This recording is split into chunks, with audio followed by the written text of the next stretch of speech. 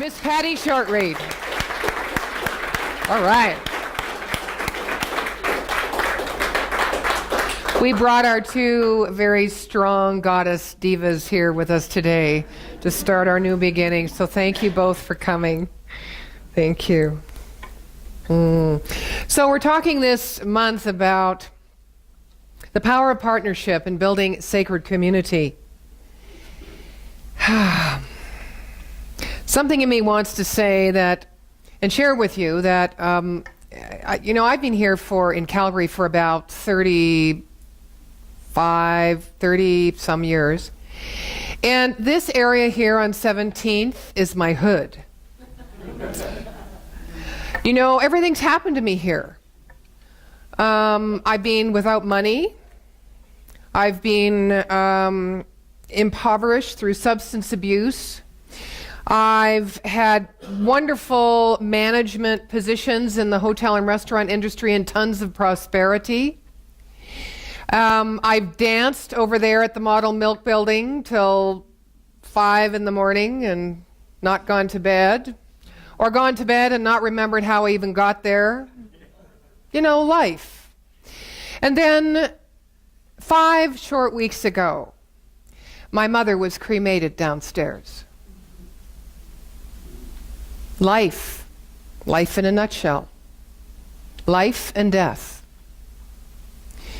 We come together to celebrate that life. And we come together to remind ourselves when it's hard to remember that life is ever-giving. That this idea that the science of mind teaching and philosophy brings to us, which is found its source in the truth of all religions, which is there is this unseen power that lives, moves, and has its being in all that we can see, is the truth of our life. But what does that mean to us?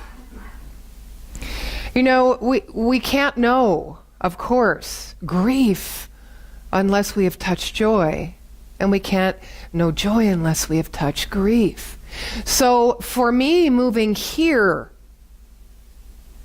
was not a new beginning of an idea. It is the result and manifestation of the greater truth that this teaching and all teachings teach.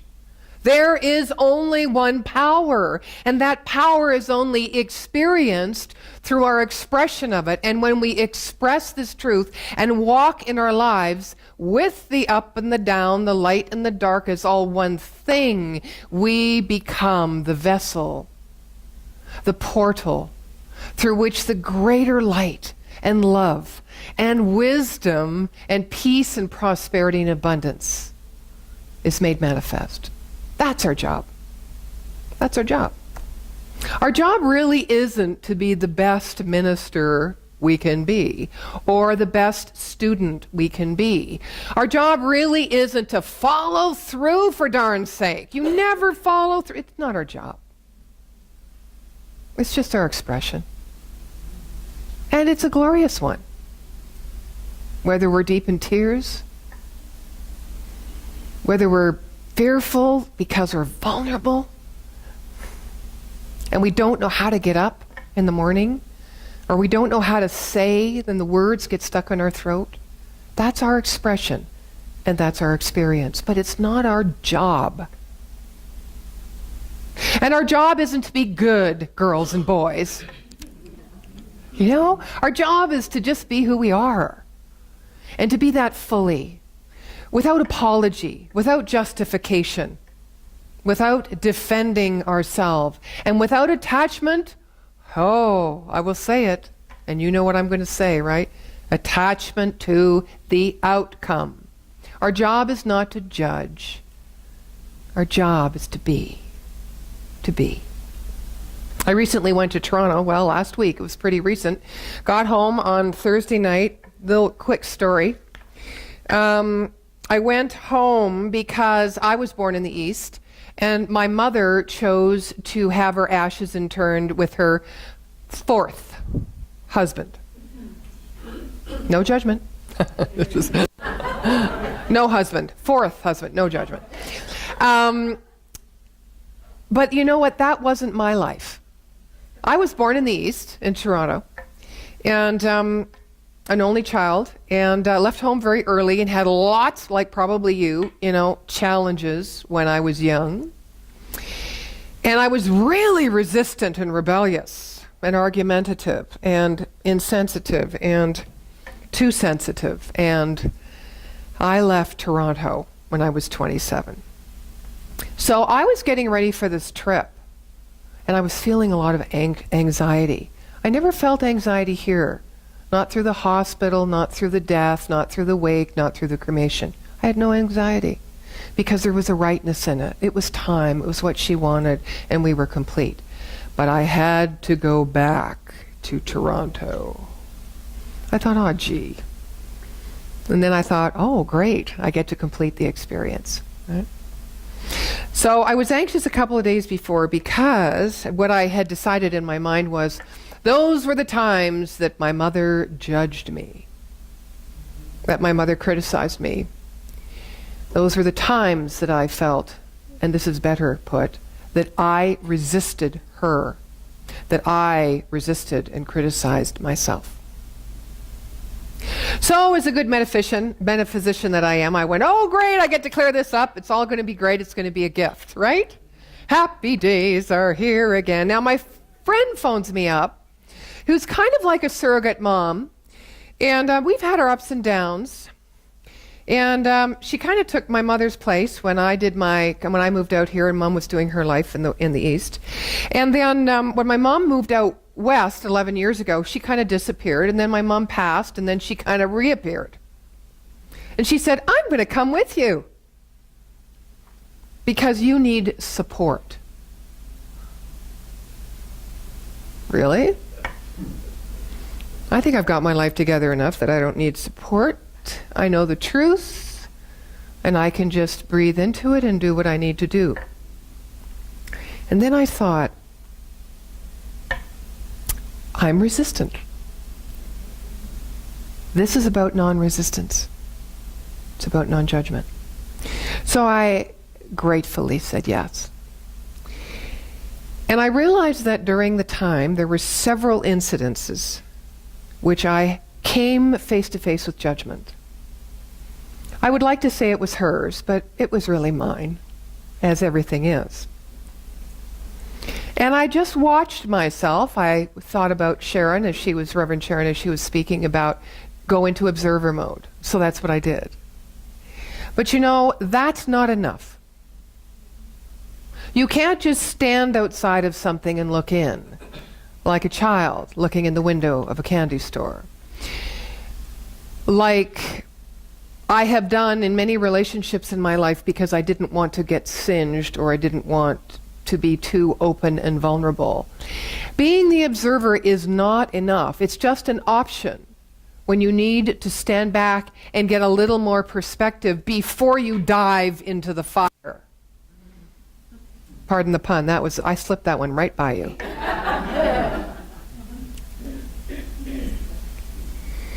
You know, spiritually speaking, you know, we've heard that idea, that analogy about moths or butterflies just kind of hovering around the flame, and they kind of just get their wings singed. Because if they get too close, they will burn, become one with the fire, and be transformed into the fire. That's our job. As spiritual beings having a human experience, it is our job to be transformed into the fire of our own becoming, of our own oneness, of our own divine humanity. So as the story goes, I made it back, safe and sound. I still had a little bit of place where I didn't jump completely into the fire. And that place came out as a thought that, well, and I heard myself say it yesterday to someone, you know, if I'd been just by myself, I could have done more work just with being with my own mother, rather than the surrogate mother that was standing in between me and my memories and my love and my grief and my... Are you recognizing this? We got a lot of surrogates out there. They're called mirrors. Projections of our own mind. And yet we look at them as if they're real entities. That they actually can stand between me and the movement and the transformation of my own mind as I surrender and let go into that spiritually intelligent being that I am. Open at the top is really what we're talking about. Science of mind, which is what we teach, is an open-ended truth. And Ernest Holmes, who founded this teaching, did not claim that he found the ultimate answers to life's questions. He said, this is my revelation, not your, or this is your revelation, not mine. So he was saying to us that we constantly get to create it. And every time we create something and express that thing, we create it in mind, we express it, we experience, then we become it. And then what happens next? We are growing and evolving past and expanding beyond that. Unless, of course, we're not. But being open at the top means we are. We are. We must always remain open at the top for new insight. And you know, it's not fun to be bored and to be stuck, to feel stayed, to feel like we have no purpose or meaning. You know, all of these things, no matter how you prioritize them or what weight you give them, that may separate them from other things going on in your life, truly are only one thing. They are thoughts in your own mind that you are giving energy to, that you are ranking in importance. I was reading something recently on the internet, and it was in a webmail magazine article, and it was from New York. And I want to just share this with you. It came from one of our ministers, Reverend David Leonard, in the field. And it states, the field of psychology was brought to an immediate halt this week as disillusioned and weary practitioners of the discipline reportedly concluded that the mind could never possibly hope to study itself. Quote, we've spent years trying to discern how the mind functions, but today I am forced to admit that this so-called research was nothing more than a fool's errand. And that we people of learning were the greatest fools of all, said American Psychological Association President Nadene at a press conference on Thursday, flanked by leading figures from all major psychology subfields. Can an eye watch itself? Can a book read its own pages? No. It's now clear to us that despite all the painstakingly conducted studies and all the data we have meticulously gathered since the late 19th century, we have, in essence, been nothing more than the snake that devours its own tail. All that we thought we understood was merely a mirage, crafted by the very unfathomable minds we once so stubbornly insisted we could know, added Caslow.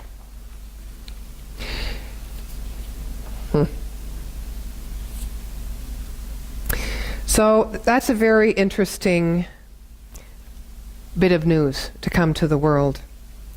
Caslow ended, if I can no longer study myself, then so be it.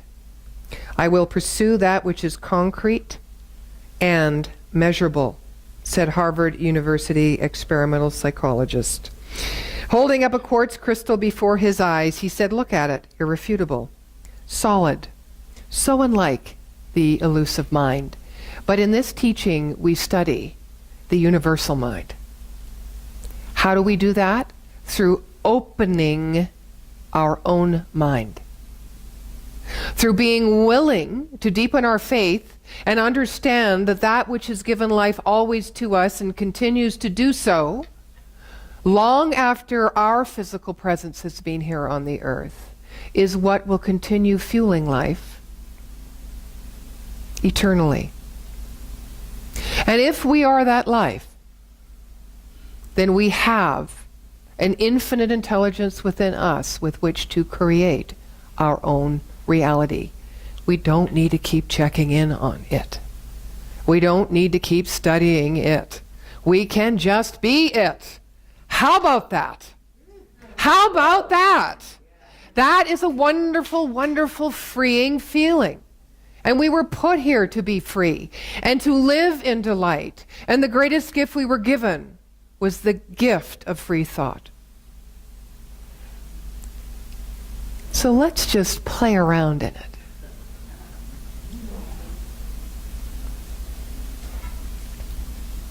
I was reading also on the email today, some people in our movement are down at the Asilomar grounds in Monterey. I didn't quite catch, that's where we've had our conferences since 1954, and I think 2 years ago we stopped providing those summer conferences to our organization, mostly for financial reasons.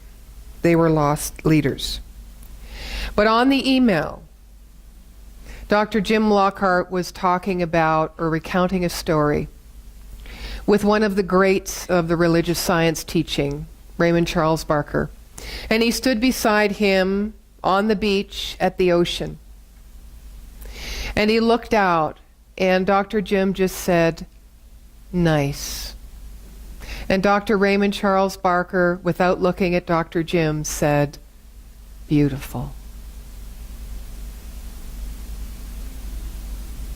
They were in sacred community.